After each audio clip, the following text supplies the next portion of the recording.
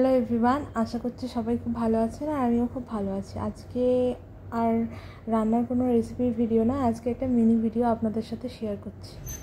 তো সকালবেলা ঘুম থেকে উঠে ঘরদোর ঝাঁট দিয়ে চলে এসেছি এখানে।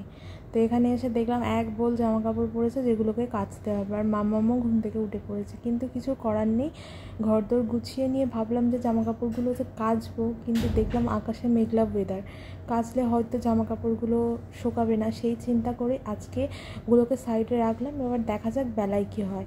তো তার আগে আমি রান্নাটা বসিয়ে দেবো, কারণ আজকে হচ্ছে ভাইয়ের এক্সাম আছে, ও তাড়াতাড়ি রান্না করে দিলে ও খেয়ে যাবে।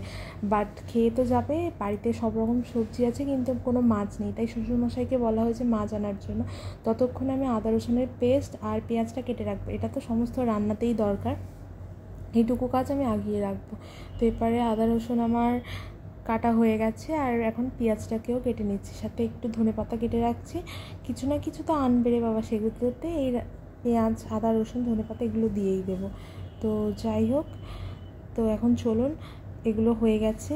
তা এখন আমি হচ্ছে আদা রসুনের পেস্ট ভালোভাবে বেটে নেবো। হ্যাঁ, মিক্সিতে করলে হয়, আজকে হাতে এখন টাইম আছে তাই আর মিক্সিটায় কিছু করলাম না, একেবারে শিলনোড়াতেই রান্নাঘর থেকে বেটে নিয়ে চলে যাব, আর অত মিক্সি টিক্সি করবো না। আর আপনাদের সাথে কথা বলতে বলতে ওপারে শ্বশুরমশাই মাছও এনে দিয়েছে, তাই মাকে বললাম তুমি মাছগুলোকে ধুয়ে বেছে ভাতটা একবারে বসিয়ে দাও, আর আমি সবজিটা কেটে নিয়ে আর রান্নাটা বসিয়ে দেবো। তো এবারে পোনা মাছ এনেছে আর ভোলা মাছ, তাই কি রান্না করব, সবজি কেটে নিয়েছি এই যে।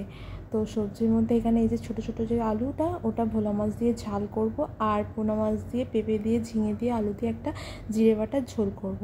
তো আর চিংড়ি মাছও এনেছিলো, এটাকে ঝাল দিয়ে রেখেছে। আর এবারে ভাত রান্নাও হয়ে গেছে, মাছের ঝালটাও হয়ে গেছে, আর দেওরকে খেতেও দিয়ে দিয়েছি।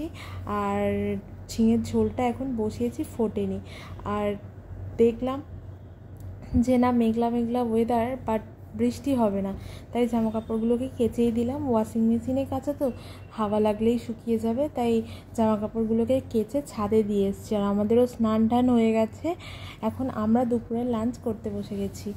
আর এই যে দেখিয়েই দিয়েছিলাম যে কি রান্না হয়েছে, আরেকবার দেখিয়ে দিলাম। আর কন্টিনিউ করলাম না, দুপুরের খাবার দাবার খেয়ে নিই, আপনারাও খেয়ে নিন, আর সাবধানে থাকবেন, সুস্থ থাকবেন। ভিডিওটা যে এই পর্যন্তই, ভালো লাগলে একটা লাইক কমেন্ট শেয়ার সাবস্ক্রাইব করে দেবেন। Thanks for watching, bye bye.